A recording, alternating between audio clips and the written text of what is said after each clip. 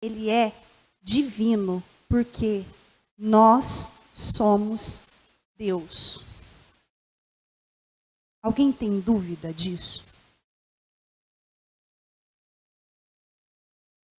Percebe que cada um de nós aqui, muitas vezes, não se sente tão em potencial assim. Mas nós nascemos com um potencial divino. É que nem a semente de duas frutas diferentes. Eu vou dar um exemplo de um pé de abacaxi e de um abacateiro.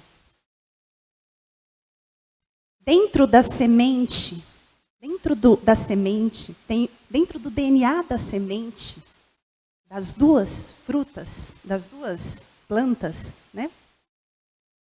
Existe o quê? O DNA, existe o quê? Um potencial máximo naquela semente.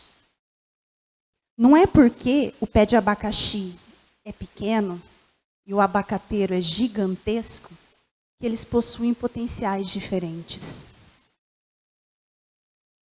Eles possuem o mesmo potencial máximo de cada um deles. Qual é o potencial máximo da semente, do pé de abacaxi e do abacateiro? Os frutos que eles dão. Ok? Nós também trazemos dentro de nós o potencial divino e dentro do nosso DNA o potencial divino, né? E esse potencial divino é aquilo que a gente veio realizar aqui. É todo o nosso propósito reencarnatório. Nós fizemos, né, um bem bolado no plano espiritual para vir aqui fazer alguns serviços. Esse é o nosso propósito. Tá? E o propósito, ele se manifesta diferentemente em cada um de nós. Cada um de nós tem um propósito individual, particular. Mas todos nós temos um propósito que está alinhado com o propósito divino. Ela tem um propósito individual e particular, que é diferente do dele. Mas ambos propósitos, com certeza, estão alinhados com o propósito divino. Ok? Se o propósito individual de cada um está alinhado com o propósito divino, e muitos de nós não sabemos qual é o nosso propósito individual, o que nós viemos fazer aqui, ou só eu que tenho essa dúvida? Né? Então vamos começar para tentar entender qual é o propósito divino, para ver se, né? Porque o propósito individual tem ligação com o divino. Vamos tentar entender qual que é o propósito divino para a gente descobrir qual que é o nosso propósito individual. O que vocês acham? Né? Quem aqui chuta? Qual é o propósito divino, né?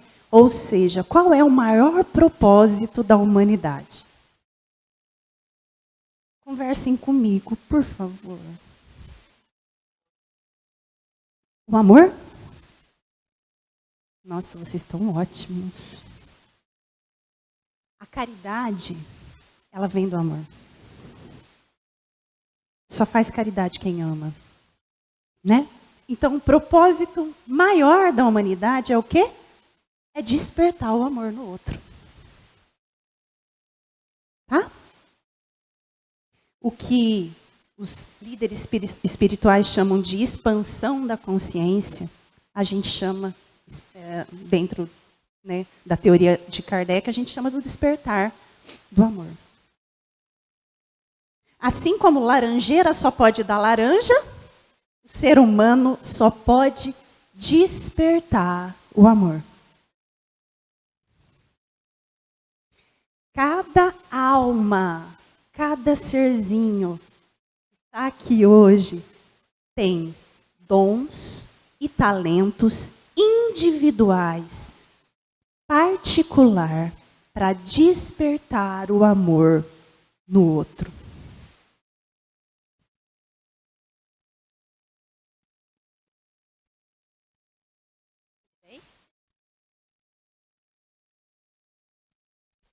Ao mesmo tempo que a gente traz dons e talentos de outras vidas, a gente também traz os desafios. Alguns desafios a gente traz de outras vidas, né? Que se expressa imediatamente quando a gente nasce, que é alguma enfermidade física, alguma deficiência, né? Que dá para ver de cara quando a criança nasce. Ou, às vezes, a gente traz desafios que a gente conquista durante toda a encarnação. E os talentos também. A gente traz alguns talentos que são natos da nossa vida passada, mas a gente conquista talentos durante a nossa encarnação também. Os desafios que a gente enfrenta na nossa encarnação, eu costumo dizer que são pausas. Sabe quando você está caminhando no seu caminho lá, bonitinho, passo a passo, de repente acontece alguma coisa que você tem que parar? Não tem outra solução. É um desafio tão grande que você tem que parar. Você fala, nossa, que baque.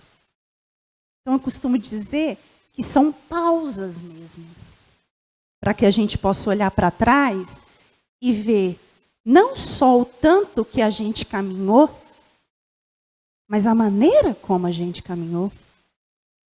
E o que fez a gente chegar até aqui. Mas olhar para frente e ver o tanto que a gente ainda é capaz de caminhar. E a maneira como a gente vai caminhar daqui para frente. Eu costumo dizer que a dor, dentro de um planeta de provas e expiações, que é o que a gente viveu a maioria da nossa encarnação até agora, ela é quase unânime. Todos nós aqui nos deparamos com a dor em algum momento da nossa vida.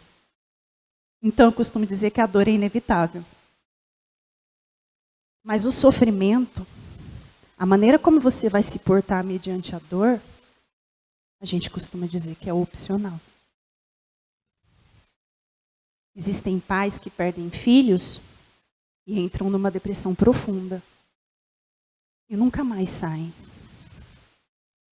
Existem pais que perdem filhos e fazem disso uma luta diária para que outros pais não os percam da mesma maneira.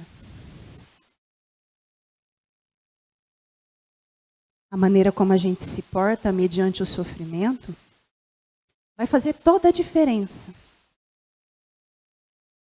no caminho que você quer percorrer daqui para frente. Nós temos... eu esqueci de mudar o negócio. Ai, tudo bem.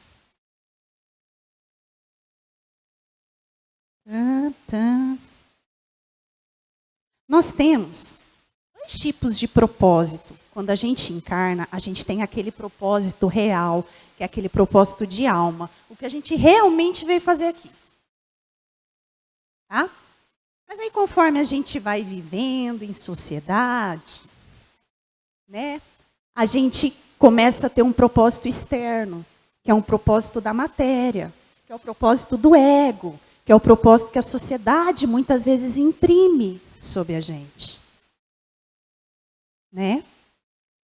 E depende da maneira como a gente é educado, da onde a gente encarna, né? Das condições em que o ser humano encarna, né? Ele pode desenvolver virtudes, ele pode desenvolver habilidades, ele pode desenvolver valores, mas ele também pode desenvolver o quê? Ele pode desenvolver algumas crenças limitantes, ele pode desenvolver traumas. né? Porque a gente nasce em famílias com condições econômicas e psicológicas diferentes. E isso tem ação direta em a gente saber qual é o nosso propósito de alma e saber para que nós viemos e para que nós estamos encarnados hoje. É que até os 7 anos de idade, a gente consegue imprimir na criança toda a personalidade dela. Então, do 0 aos 7 anos, a gente forma, através da educação, a personalidade de uma criança. Eu tenho um filho de 7 meses, o Tomás. Eu olho para o meu filho hoje e eu falo assim, Deus do céu, me ajuda a não transferir as minhas misérias para o meu filho.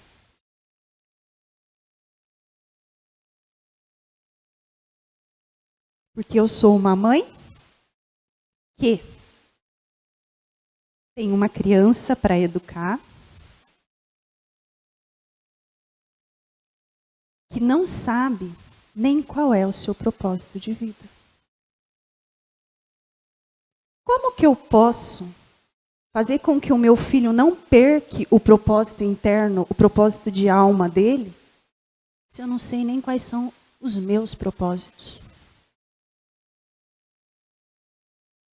Percebe que ignorância procria ignorância?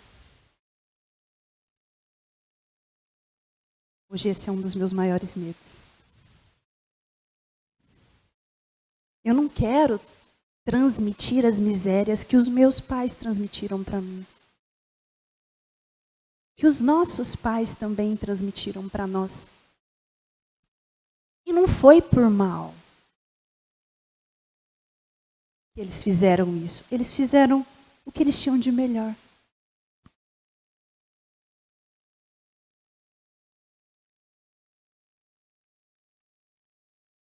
Aí a criança sai, o Tomás já vai sair de casa e vai para a escola. Aí ele vai ser munido de mais crenças, certo? De mais regras, limites, tudo isso.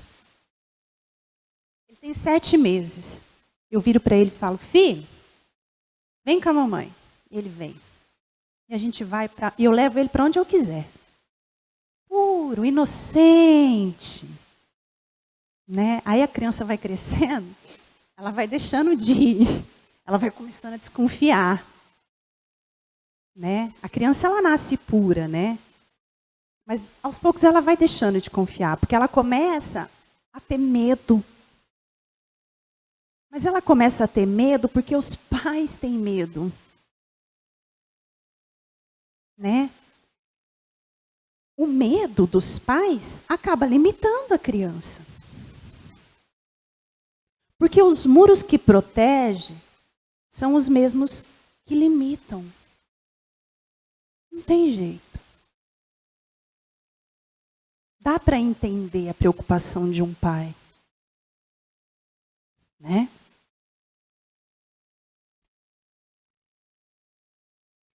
A importância de nós pais, de entendermos o papel da educação na formação dos nossos filhos.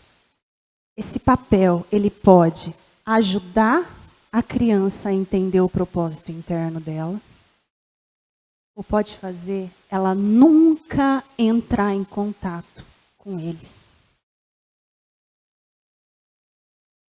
Porque para eu educar o meu filho, primeiro eu tenho que me reeducar. Eu tenho que ter a coragem e, acima de tudo, a responsabilidade de me conhecer. Porque é só eu conhecendo as minhas misérias, para eu não transmiti-las para o meu filho. Os nossos pais nos transmitiram as misérias porque eles nem sabiam que tinham elas. Hoje eu não tenho mais a desculpa de falar que eu não tenho as minhas misérias. Eu já descobri que eu tenho. E eu descobri que eu não quero passar.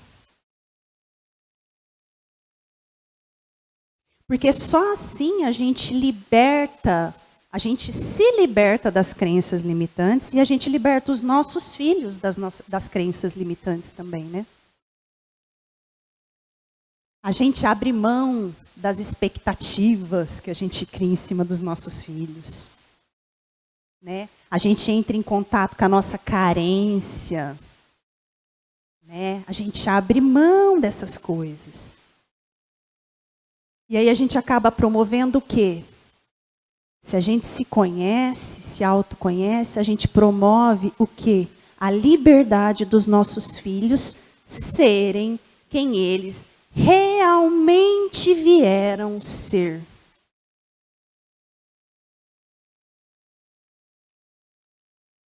A educação hoje, ela se baseia no quê?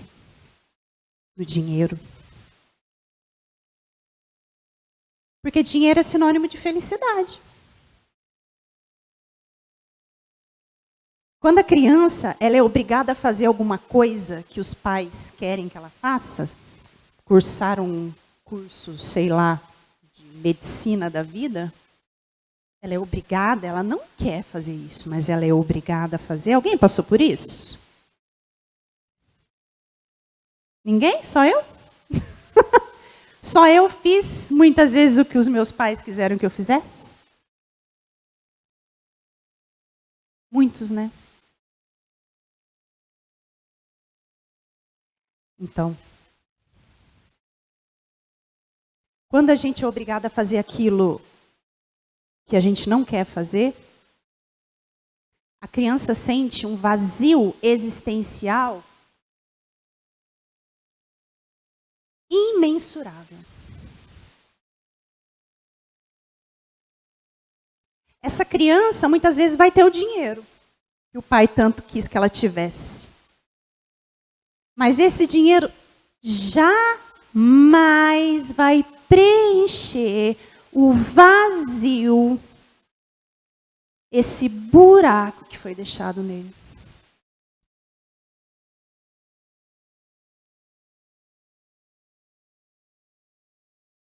Não tente se realizar através dos seus filhos.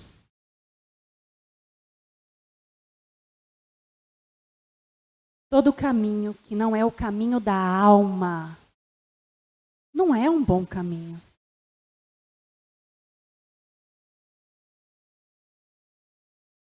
Aí a gente abre até um parênteses, né? Você tem filho? Não? Você é filha, mas não tem filho. Se eu te perguntar assim, você quer ter filhos? De onde vem essa vontade?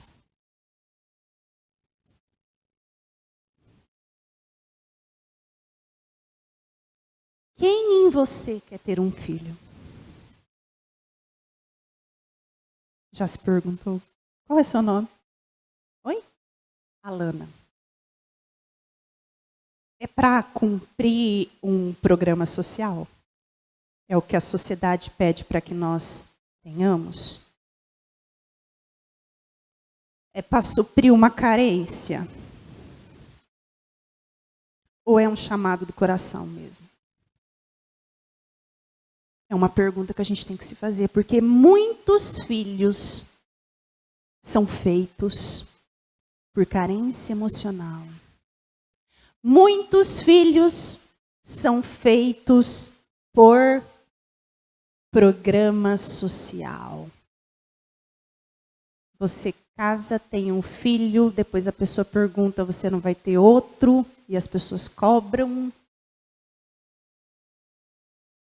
Então a gente tem que tomar, mas isso dá outra palestra.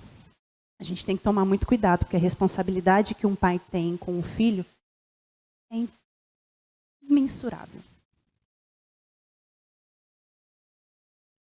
Bom, então a gente já sabe como que a gente foi envenenado, quem envenenou a gente contra o nosso quê? Quem envenenou a gente para a gente não encontrar o nosso propósito? Que foi o quê? A educação que a gente teve. Acabou sendo que a ignorância dos nossos pais nos fizeram o quê? Nos esquecer do nosso propósito interno. Por isso que a gente tem dúvida do que a gente veio fazer aqui. Agora a pergunta é, a gente já sabe como a gente foi envenenado. A pergunta é, que veneno é esse que a gente tomou? O que na educação fez a gente tomar esse veneno? Que fez a gente esquecer do nosso propósito?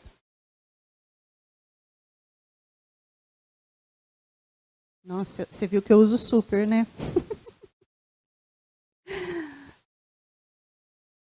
Todo caminho. Quem nos envenenou? Agora, qual é o veneno? Vamos descobrir qual é o veneno.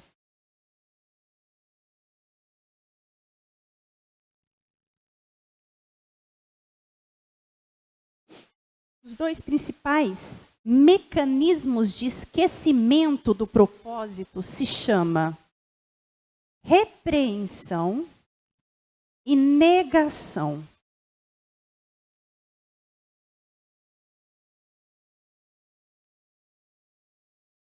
Repreensão. Alguém aqui já sofreu repreensão dos pais? Quando a gente nasce, os nossos pais, instintivamente, deveriam nos dar 4 coisas básicas. Mas eles se esquecem de uma, importantíssima. Eles lembram de nos dar alimento, eles lembram de nos dar amor, e eles lembram de nos dar proteção. Mas eles esquecem de uma coisa essencial. Eles esquecem de nos dar... Alguém?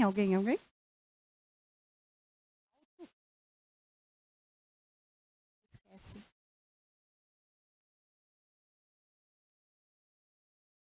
Não.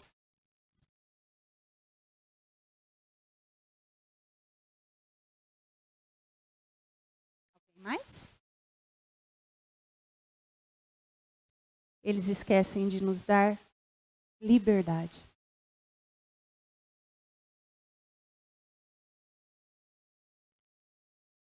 Assim como o alimento é de suma importância para o corpo, a liberdade é de suma importância para a alma.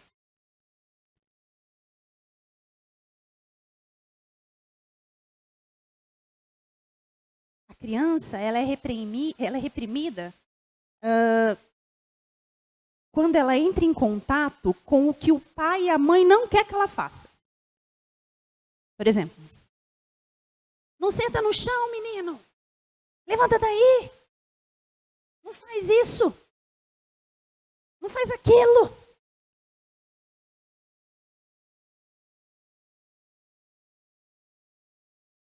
A criança olha aquela cara do pai, ele está lá, sentado no chão, brincando com água ou na terra, se sujando. O pai fala, pelo amor de Deus, olha isso. A mãe fala assim, nunca mais vai desencardir essa roupa. A preocupação da mãe. Nunca mais essa roupa vai desencardir. A criança olha a cara do pai e a repreensão da mãe, ela diz assim, opa, eles não estão gostando. Você percebe na hora. Às vezes o pai olha, a criança faz alguma, se joga no mercado, né? A gente vê muito isso, né? Eu quero isso, eu quero aquilo. A criança se joga, tal. A mãe dá uma olhada, eu já vi minha irmã fazendo isso. Dá uma olhada assim. Eu vou fingir que eu não conheço. Eu vou fingir que eu não conheço você. Vira as costas assim, sabe? Dá aquela... Retira o amor de imediato. Né? Dá aquela indiferença. Aquela frieza. A criança olha aquilo e fala, vixe, também não gostaram. Às vezes apanha, às vezes é humilhada, né? Nas piores hipóteses.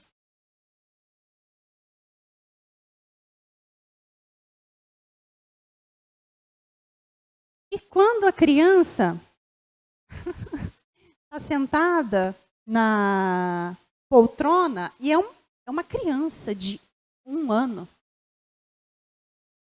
e ele começa a mexer nas partes íntimas, porque ele está se conhecendo. Né? A criança não tem maldade nenhuma. E ela é naturalmente repreendida pelos pais. Tira a mão daí. Sabe o que acontece com a criança, mediante tudo isso? Ela começa a ter medo de quem ela realmente é. Ela deixa de ser espontânea e ela passa a usar máscaras para ela ser aceita e amada pelos pais.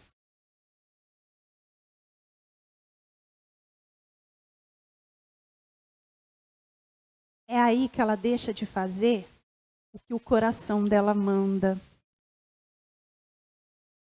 E ela faz tudo o que for possível para agradar o outro. Só abrindo um parênteses, para a gente fazer uma importante reflexão da diferença entre repreender e botar limite necessário. Limite necessário é, a criança vai botar a mão no fogo. Ela está correndo um risco de vida. Filho, não, meu filho, vem cá. Ó, deixa a mamãe te explicar. Aqui queima. Né? Quando você coloca o limite necessário, é para proteção da criança. Tá? Que deve ser colocado com amor e com consciência. Diferente da repreensão. A repreensão envenena a espontaneidade e a autoconfiança da criança. É diferente. Então aí a criança, ela deixa de ser quem ela é. É aí que ela se desconecta do propósito divino. Não, do propósito de alma dela, e automaticamente ela se desconecta do divino.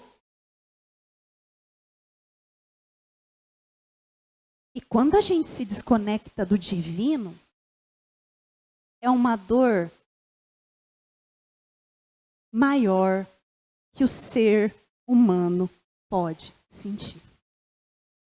Porque nós somos seres divinos. E quando a gente perde essa conexão, a gente já deixa de ser quem a gente realmente é. E aí o que acontece? Vem o quê? A negação.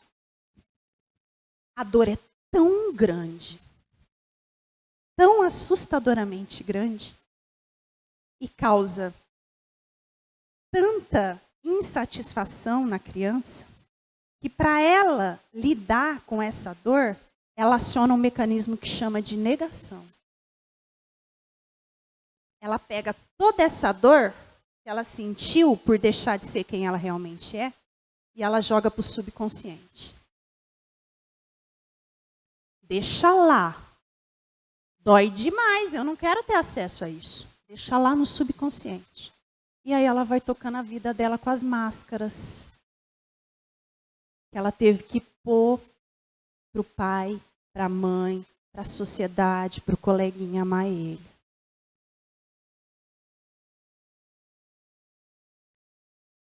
A gente se desconecta de nós mesmos. A gente se separa da fonte. E aí, quando a gente se separa da fonte, a gente acredita que a gente precisa receber o amor do outro. A gente precisa ter coisas materiais para suprir a nossa carência. É lógico, se eu me desconectei da fonte, se eu perdi o potencial máximo divino, aquilo que, se eu perdi a minha essência, entendeu? É lógico que eu vou ser uma carência ambulante. Daí tantas pessoas que não sabem se relacionar. Por quê? Porque não se amam, se perderam no caminho do propósito. A gente se torna escravo do outro e das coisas que estão fora da gente.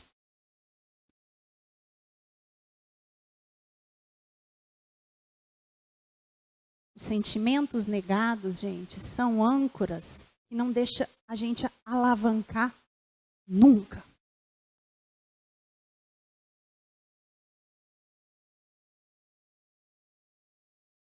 E aí a gente deixa de aprender a sentir. A gente não quer sentir aquilo. E aí a criança adquire uma nova identidade. Cheia, que não é a de essência divina dela. Ela assume aquela identidade, aquele personagem.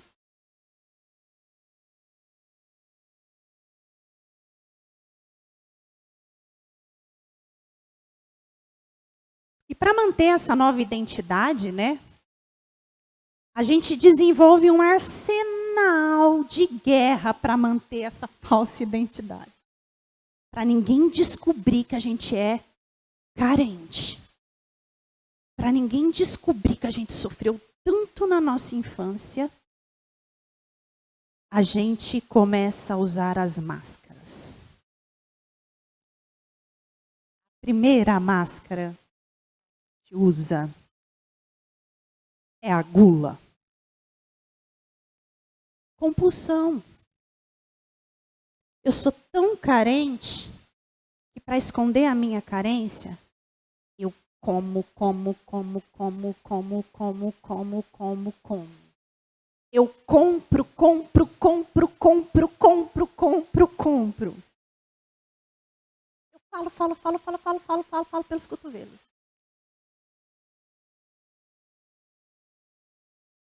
A preguiça é aquela pessoa que não consegue tomar atitude nenhuma mediante a dor que ela teve. Depressão.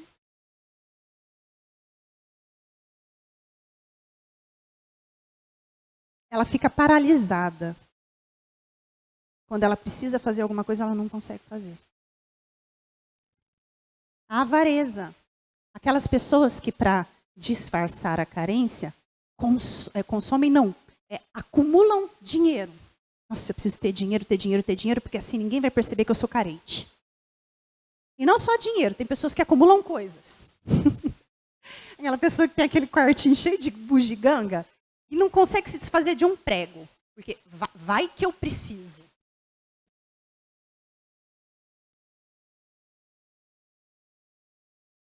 A inveja, né?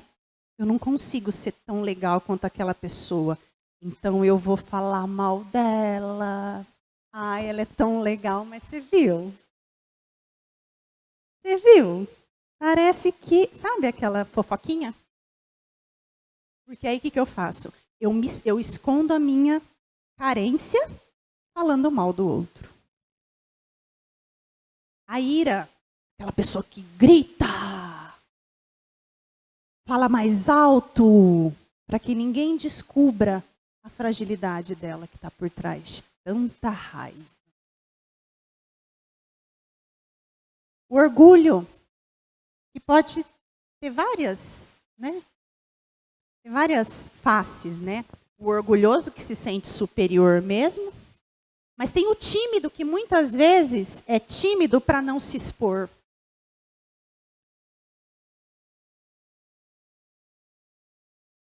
A luxúria. Muitos usam a sedução para dominar a situação. Também é uma máscara. O medo, que sustenta tudo, né? A gente é carente, a gente tem medo que as pessoas descubram que nós somos tudo isso. E a mentira, né? A gente usa todas essas máscaras Para quê? Para mentir para o outro o que realmente a gente é. Isso tudo, gente, são estratégias que a gente usa para forçar o outro a amar a gente.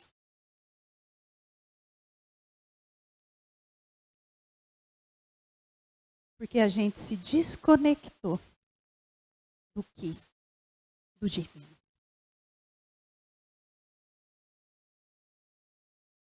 Só que aí sabe o que acontece? Esse arsenal todo que a gente precisa gasta uma energia, né?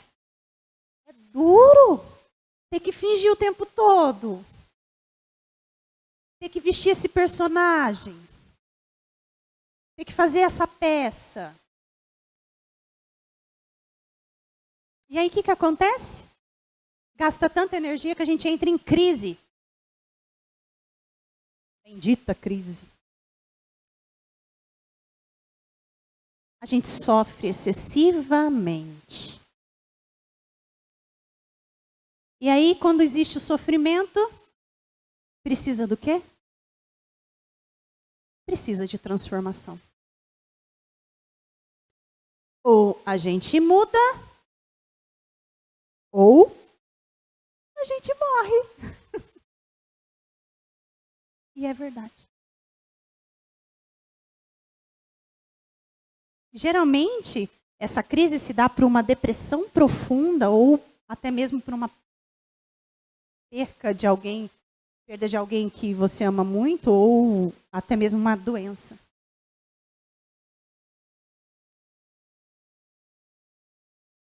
Quando a gente é um estranho para si mesmo, nem o mundo inteiro é capaz de preencher a gente.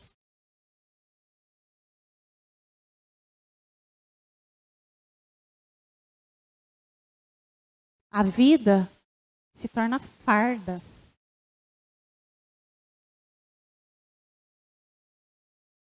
E o mundo está doente porque as pessoas não aprenderam a sentir.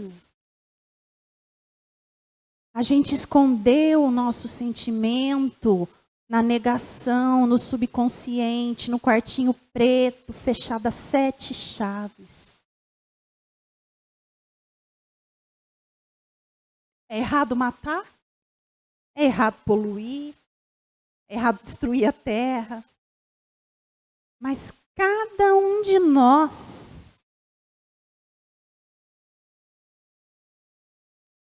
produzidos por essa dor que está lá no nosso inconsciente, a gente faz exatamente isso.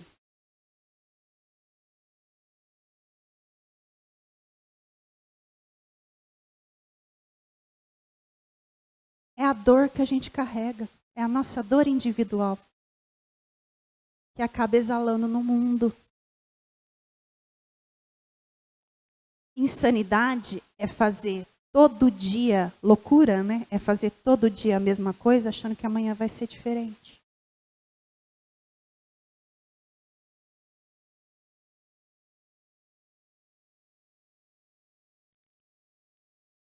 E automaticamente, se a gente não sabe lidar com a nossa dor, a gente não sabe amar.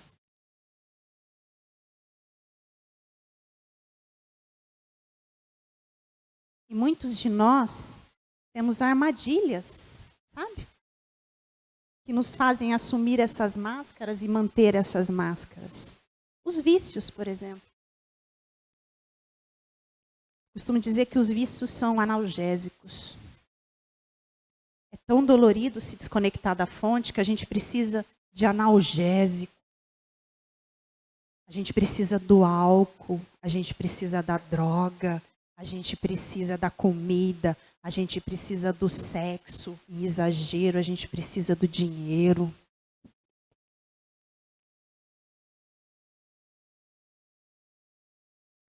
A gente precisa se anestesiar.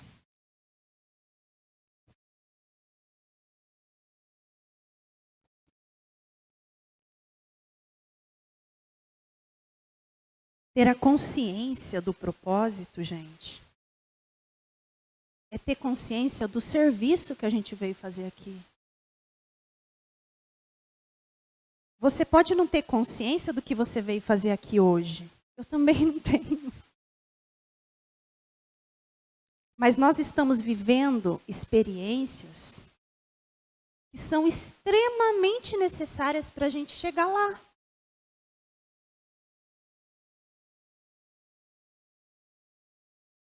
Até as coisas mais estúpidas e egoístas que a gente faz são importantes para a expansão da nossa consciência. Eu vou ler só o último trechinho, que já estourou meu tempo. Variar.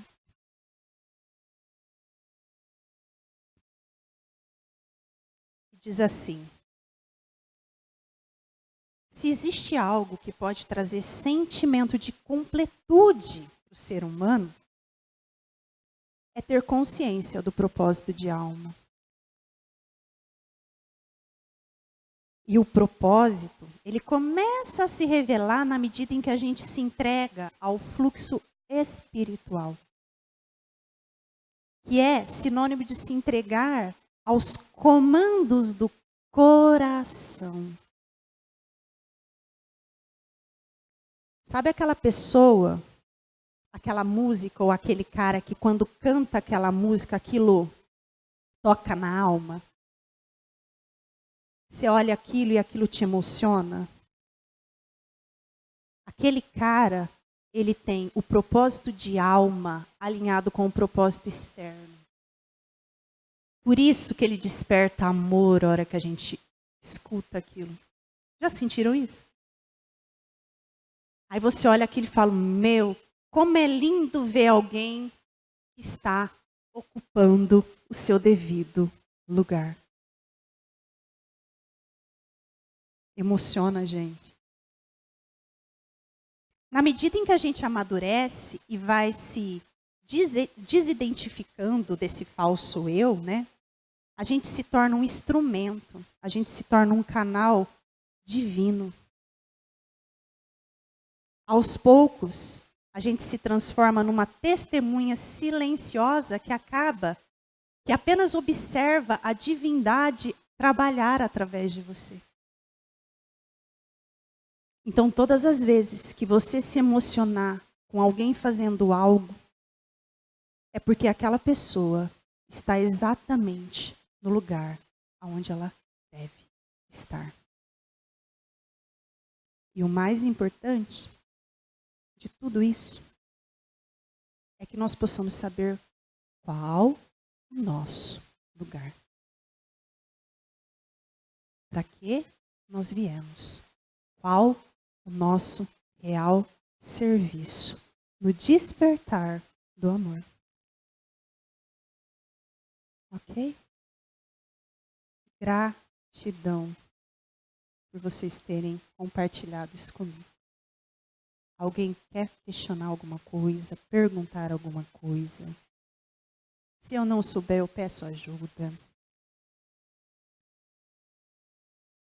Vamos, gente. Fiquem em silêncio.